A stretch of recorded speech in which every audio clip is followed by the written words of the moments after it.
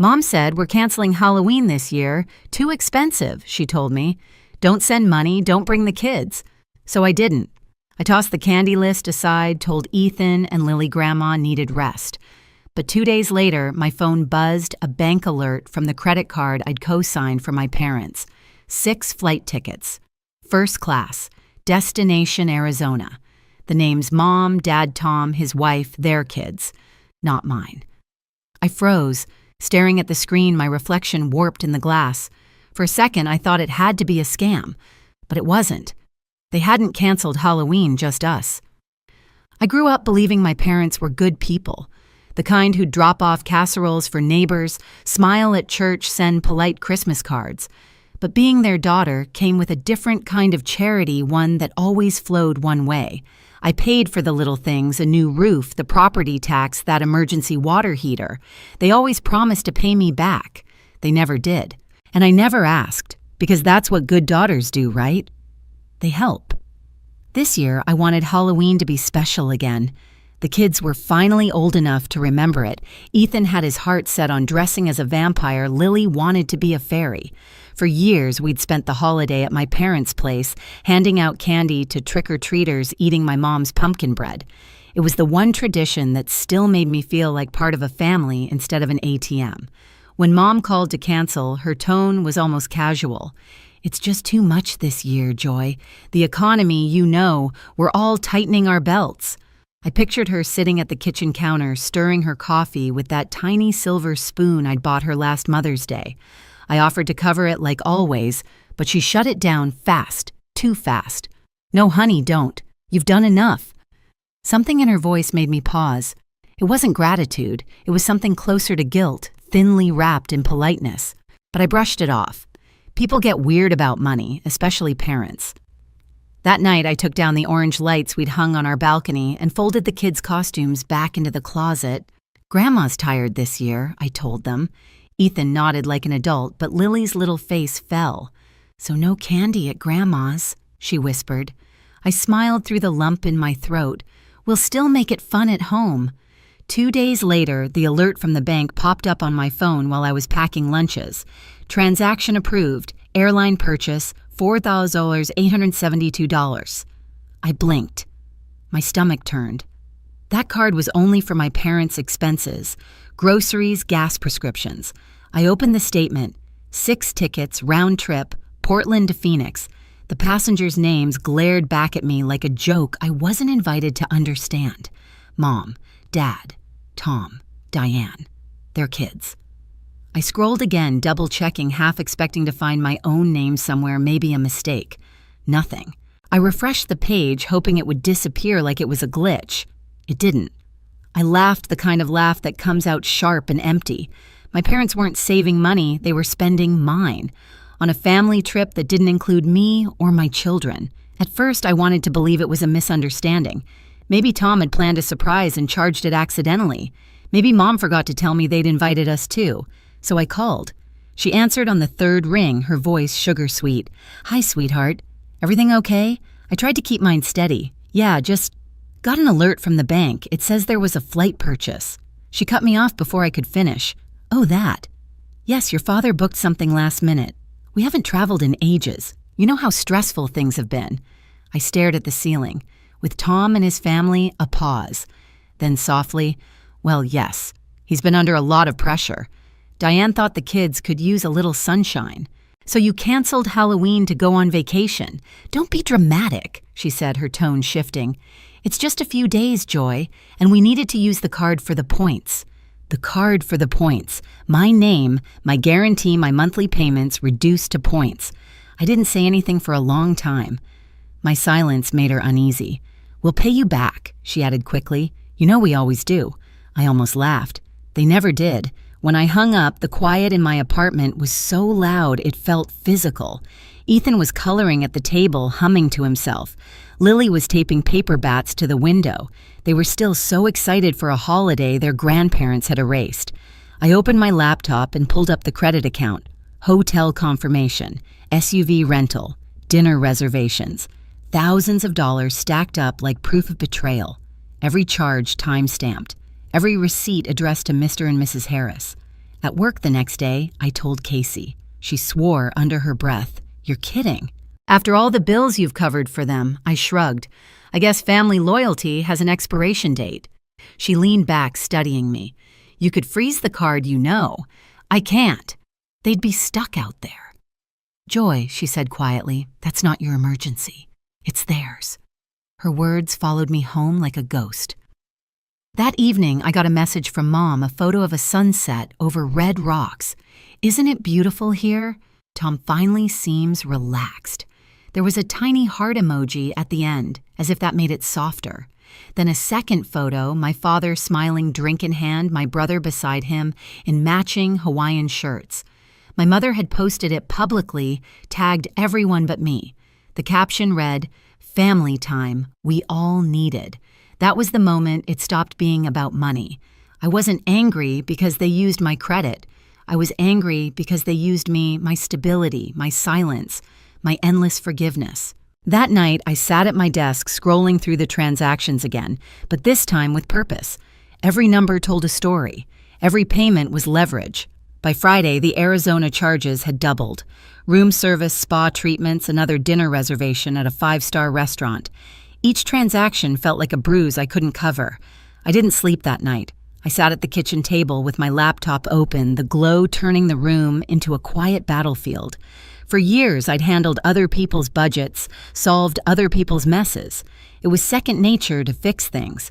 But this time, I didn't want to fix anything. I wanted them to feel it. I opened the account settings and hovered over the freeze card option. My finger trembled. Then I stopped.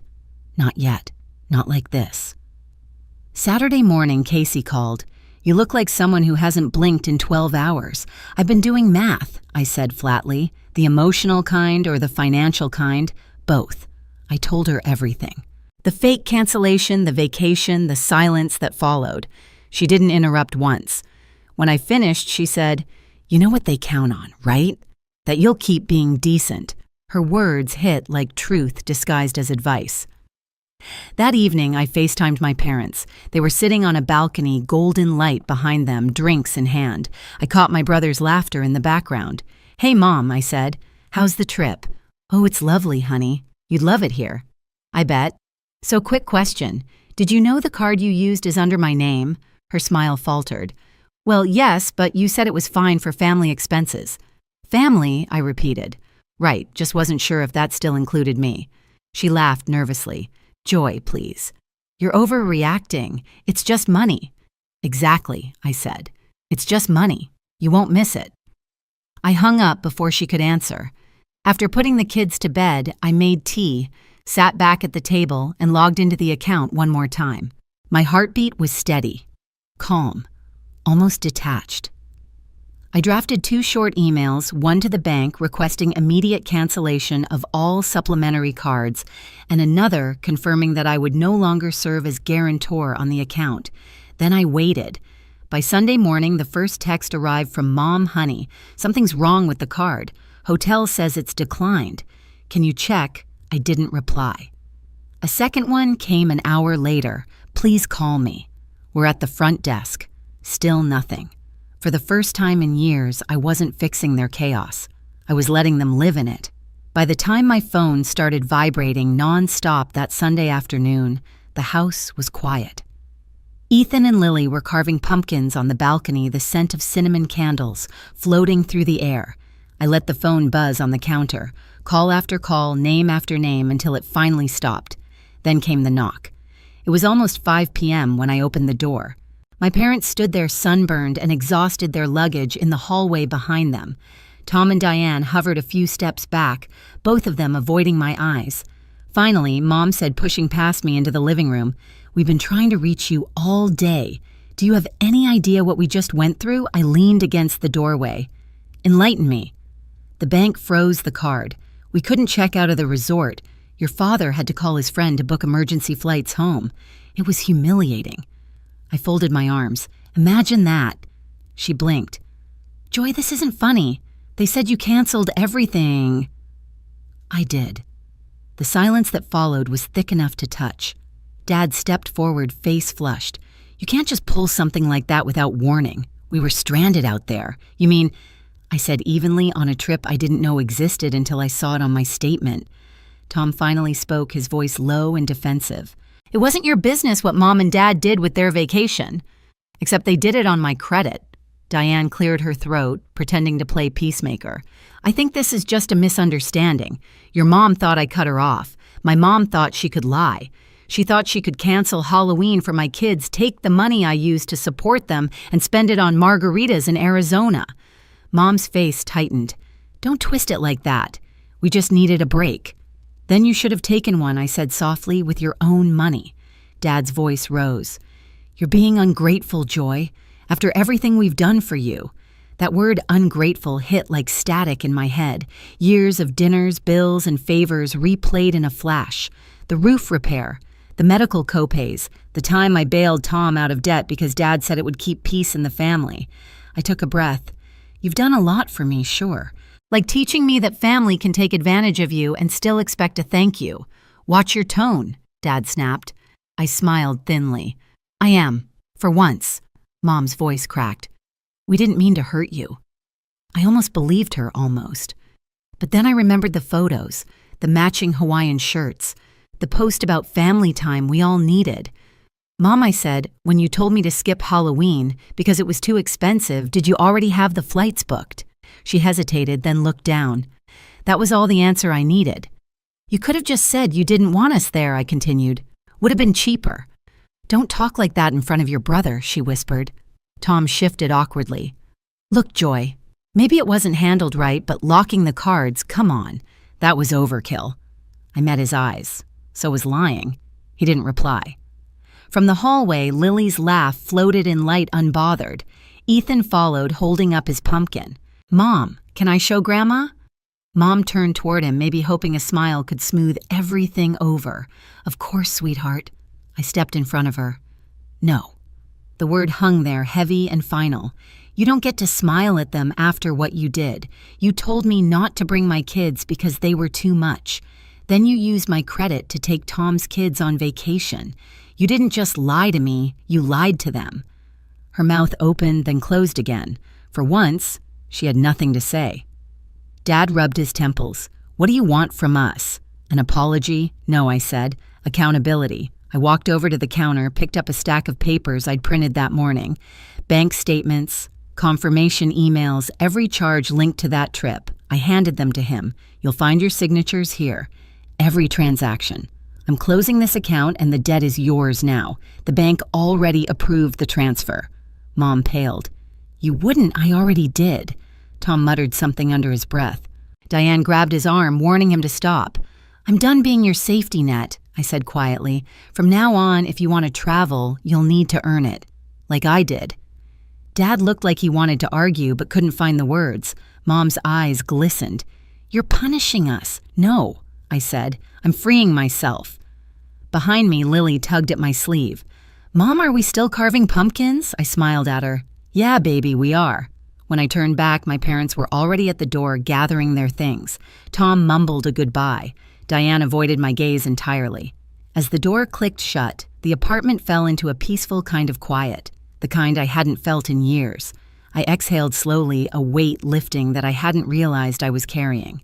Later that night, while my kids laughed and passed out candy to trick-or-treaters, I got one last text from my mother. We got home.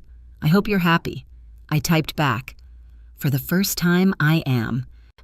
That night, after the door shut behind them, the apartment felt different, lighter somehow.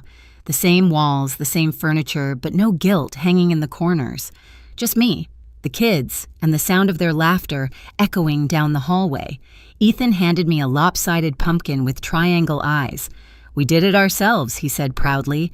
Lily smeared frosting on my cheek as she decorated cookies. The air smelled like cinnamon sugar and peace. For once, I wasn't financing someone else's happiness, I was living mine.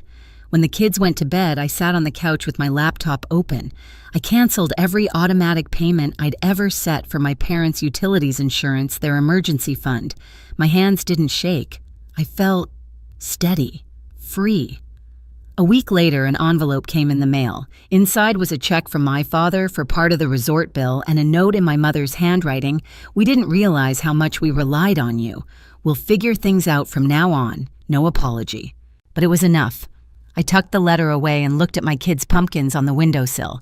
The candlelight flickered against the glass, glowing like small, stubborn hearts. Maybe that's what change looked like, not loud, not perfect, just honest. I poured myself a cup of tea, smiled at the quiet, and whispered to no one in particular, "Happy Halloween." I learned something that night. Love without respect isn't love at all. It's debt disguised as devotion.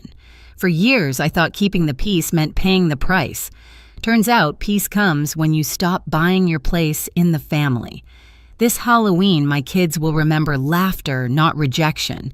And I'll remember the moment I chose self-respect over silence. If you've ever been the one who gives until there's nothing left, maybe it's your turn to stop fixing everything. Share your story in the comments and hit subscribe for more true stories of betrayal, justice, and strength.